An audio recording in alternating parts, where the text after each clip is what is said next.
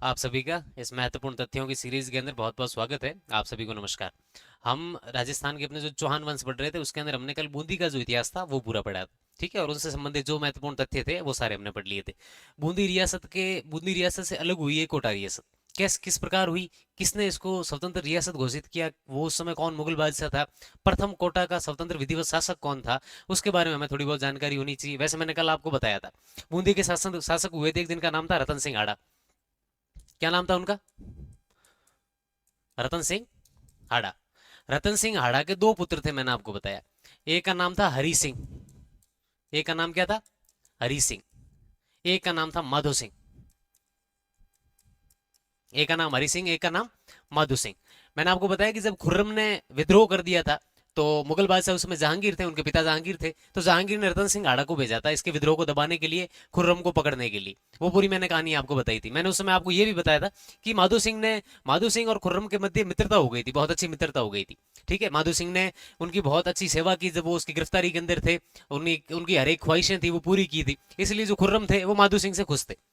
1631 के अंदर, कब? 1631 ईस्वी के अंदर यही खुर्रम किस नाम से मुगल बादशाह बनता है? शाहजहां। किस नाम से बनता है? शाहजहां। तो शाहजहां ने 1631 ईस्वी के अंदर बूंदी से जो अलग एक कोटा रियासत थी, कोटा को क्या कर दिया? स्वतंत्र रियासत का दर्जा। पहले वो बूंदी रियासत के अंतर्गत आती थी, लेकिन अब जो है 1631 के बाद है, अब वो कोटा एक स्वतंत्र रियासत है। वहां का एक राजा स्वतंत्र है, और जो प्रॉपर कोटा रियासत की एक जगह है अब वो पूरी अलग है। अब वहां से जो भी टैक्स जाएगा वो कोटा जाएगा, कोटा के राजा के पास जाएगा, ना कि बूंदी के पास। तो हमसे प्रश्न ये पूछा जाए, कोटा को स्वतंत्र रियासत का दर्जा किस मुगल बादशाह ने दिया था? तो किसने दिया था? शाहजहां ने दिया था। कब दिया था? 1631 को दिया था। अब बात आती है कि पहले जब स्वतंत्र रियासत का दर्जा दिया गया, उस समय प्रथम स्वतंत्र विधिवत शासक कौन थे? तो वो शासक कौन थे? वो थे माधो सिंह। वो शासक कौन थे? माधो सिंह। बूंदी के रतन सिंह आड़ा के क्या थे? ये पुत्र थे। ठीक है, तो अब हमसे ये पूछा जाए, कोटा को स्वतंत्र रियासत का दर्जा 1631 के अंदर किसने दिया? शाहजहां ने दिया। प्रथम स्वतंत्र विधिवत शासक कौन है? तो कि माधो सिंह है। ठीक है, अब इसके बाद क्या है, माधो सिंह और शाहजहां के मध्य अच्छी मित्रता थी। माधो सिंह को कई अभियानों के ऊपर भेजा, और कई अभियानों के अंदर इन्होंने सफलता प्राप्त की, इसलिए इनको एक घोड़ा भेंट किया था। क्या किया था बेटा? क्या भेंट किया था? घोड़ा। क्या नाम था घोड़े का? बाद रफ्तार। क्या नाम था घोड़े का? बाद रफ्तार। तो हमें ये पूछा जाए, मुगल बादशाह शाहजहां ने बाद रफ्तार नामक घोड़ा किसको भेंट किया? माधो सिंह को। किसको किया था? माधो सिंह को। या घोड़े का नाम पूछा जाए तो वो कौन सा घोड़ा है? बाद रफ्तार का घोड़ा। ठीक है,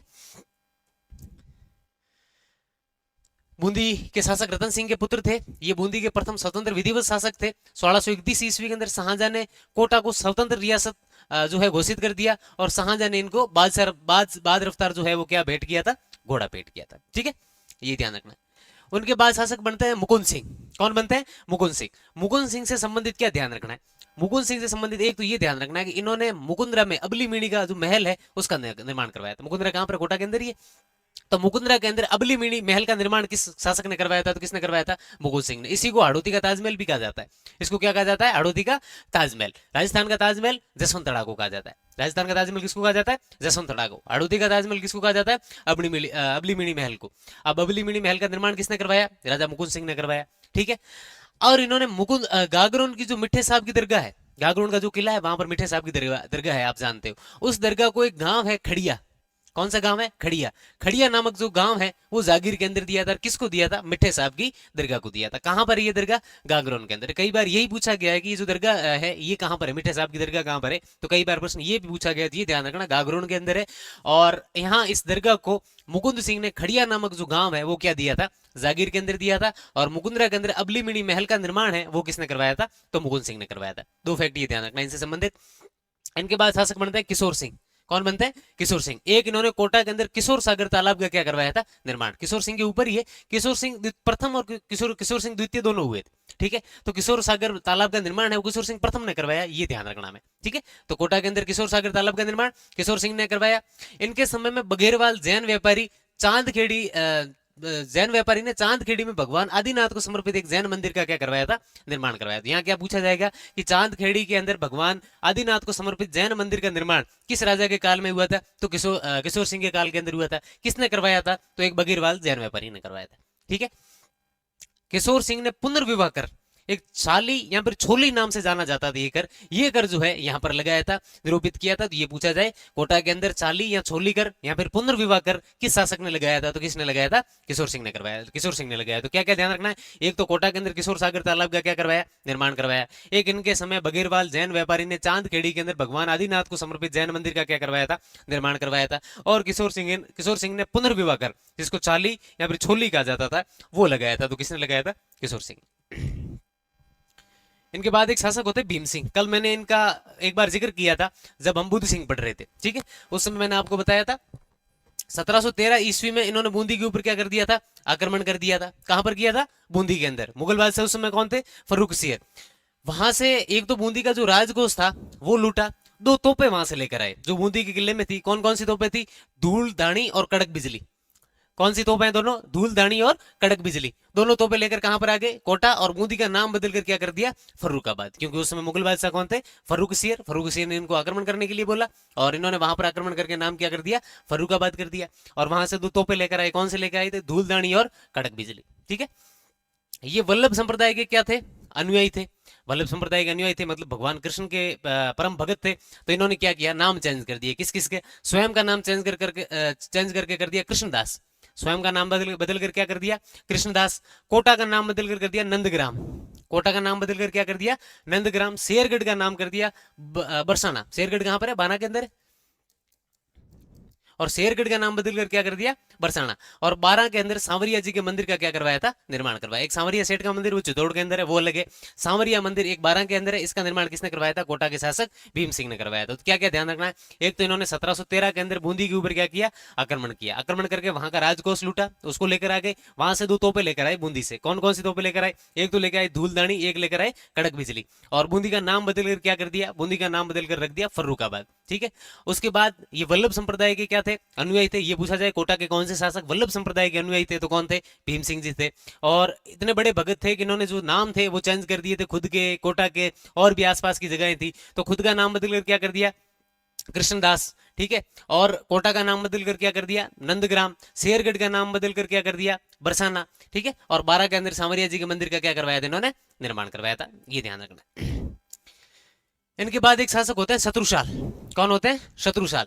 एक युद्ध हुआ शत्रुशाल और जयपुर के शासक के बीच में। कौन सा युद्ध हुआ? तो युद्ध हुआ बंटवाड़ा का युद्ध। बंटवाड़ा कहां पर है? 12 के अंदर है, तो इसे 12 का युद्ध भी कहते हैं और बंटवाड़ा का युद्ध भी कहते हैं। जयपुर के उस समय राजा थे माधो सिंह। जयपुर के राजा कौन थे? माधो सिंह। युद्ध का कारण था रणथंभौर का किला। युद्ध का कारण क्या था? रणथंभौर का किला। कहानी पूरी बड़ी है इसके पीछे, वो हमें नहीं जाननी है। बस रणथंभौर किले के ऊपर आधिपत्य को लेकर जयपुर और कोटा के मध्य क्या हो गई थी? दुश्मनी हो गई थी। मुगल बादशाह ने जयपुर के स्वाई बहादुर सिंह को जो है रणथंभौर का किला कह दे दिया था, भेंट के अंदर दे दिया था। ये बात शत्रुशाल जी को पसंद नहीं आई। उन्होंने कहा कैसे कैसे किला दे दिया, ये तो हमारा है। तो इन दोनों के मध्य क्या हुआ? युद्ध हुआ। युद्ध कौन सा हुआ? बंटवाड़ा या फिर 12 का युद्ध हुआ, 1761 ईस्वी के अंदर हुआ। और इस युद्ध के अंदर जो है माधो सिंह की क्या हो गई? हार। शत्रुशाल की हो गई जीत। क्योंकि इस समय जो है सेनापति इनके कौन थे? जाला जालिम सिंह। सेनापति कौन थे? जाला जालिम सिंह। तो बंटवाड़ा के युद्ध के अंदर ये पूछा जाए कि शत्रुसाल की तरफ से सेनापति कौन थे, या फिर युद्ध किसने लड़ा था सेनापति के तौर पर, तो कौन थे? अपने जाला जालिम सिंह। और जयपुर और कोटा के मध्य कौन सा युद्ध हुआ है? बंटवाड़ा की 1761 के अंदर। इसके अंदर हार किसकी हुई है? माधो सिंह की। कारण क्या था इसका? रणथंभौर का किला। रणथंभौर के ऊपर आधिपत्य को लेकर क्या था? कारण था। इनके बाद एक शासक होते हैं गुमान सिंह। कौन होते हैं? गुमान सिंह। यहां पर थोड़ी स्थितियां जो आपने सुनी हुई है, आपने पढ़ी भी है कि कोटा के अंदर जाला जालिम सिंह की और कोटा के राजाओं के मध्य जो मतभेद शुरू हो जाता है वो यहां से शुरू होते हैं। एक राजा हुए गुमान सिंह। कौन हुए? गुमान सिंह। गुमान सिंह ने क्या किया? जाला जालिम सिंह को कोटा से क्या कर दिया? निष्कासित। और जाला जालिम सिंह की एक जागीर थी, और वो जागीर थी नानता। कौन सी जागीर थी? नानता। नानता जागीर को क्या कर लिया? जब्त कर लिया। तो हमें ये पूछा जाए जाला जालिम सिंह को कोटा से निष्कासित किस राजा ने किया था? गुमान सिंह ने किया था। जाला जालिम सिंह की जागीर कौन सी थी? नानता। और जाला जालिम सिंह की नानता जागीर को जब्त कोटा के किस राजा ने कर लिया था? तो किसने कर लिया था? गुमान सिंह ने कर लिया था। ये ध्यान रखना है, ठीक है। इनके बाद शासक हुए उमेद सिंह। इन्होंने क्या कर ली? अंग्रेजों से संधि। तो कोटा के कौन से राजा अंग्रेजों से संधि करने वाले थे? कौन थे? उमेद सिंह थे। 1817 के अंदर अंग्रेजों से क्या कर ली? संधि कर ली। और 1818 के अंदर एक साल बाद वापस अंग्रेजों ने जो है इनके साथ क्या करी? पूरक संधि करी। पूरक संधि के तहत क्या शर्तें रखी कि झाला जालिम सिंह व उसके वंशज जो है वो कोटा के क्या बने रहेंगे, दीवान बने रहेंगे। मतलब जो प्रधानमंत्री का पद था, दीवान का पद था, प्रशासक का जो पद था, उसके ऊपर झाला जालिम सिंह की बात जो उनके वंशज है वंशानुगत कर दिया उस पद को। झाला जालिम सिंह के वंशज ही बैठेंगे, आप किसी और को अपॉइंट नहीं कर सकते। और दूसरी सारी बड़ी बात यह थी कि कोटा की सारी शक्तियां क्या किसको दी जाएगी, दीवान को दी जाएगी, राजा के पास कोई शक्ति नहीं होगी। ये शक्ति की ये वापस संधि किसने की, अंग्रेजों ने। कोटा रियासत के साथ क्या की, कोटा के राजा के साथ पूरक संधि की। दो शर्तें रखी कि कोटा का जो दीवान है वो झाला जालिम सिंह के बाद उनके वंशज रहेंगे, मतलब दीवान के पद को जो है वंशानुगत कर दिया। दूसरा, कोटा की जो सारी शक्तियां हैं वो किसको दी जाएगी, वो दी जाएगी दीवान को दी जाएगी। ठीक है, किसके समय ये संधि हुई थी, उमेश सिंह के समय संधि हुई थी। अब इसके बाद वापस युद्ध शुरू हो जाते हैं इनके मध्य। किशोर सिंह सेकंड, उनके बाद उमेश सिंह के बाद शासक बनते हैं किशोर सिंह सेकंड। किशोर सिंह फर्स्ट अलग थे, मैंने आपको बताया किशोर सागर तालाब का उन्होंने निर्माण करवाया था, वो किशोर सिंह प्रथम थे, ये किशोर सिंह द्वितीय। इनके मध्य इनके और झाला जालिम सिंह के मध्य एक युद्ध हुआ, मांगरोल का युद्ध। कौन सा युद्ध हुआ, मांगरोल का युद्ध। कब हुआ था, 1821 के अंदर।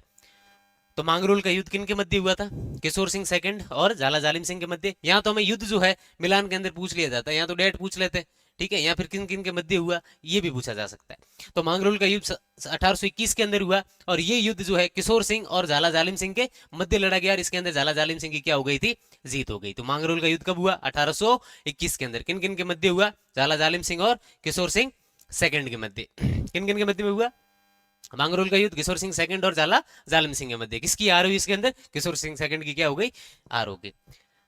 बाद में शासक बने राम सिंह सेकंड। कौन बने शासक, राम सिंह सेकंड। इनके समय क्या हुआ, झालावाड़ को एक स्वतंत्र रियासत बना दिया गया। 1838 ईस्वी के अंदर मदन सिंह झाला को झालावाड़ का क्या घोषित कर दिया, स्वतंत्र राजा। मदन सिंह झाला कौन थे, झाला जालिम सिंह के पौत्र, झाला जालिम सिंह के पौत्र। झालावाड़ के राजा अपने नाम के आगे क्या लगाया करते थे, राज राणा। क्या लगाया करते थे, ये ध्यान रखना, क्या लगाया करते थे, राज राणा।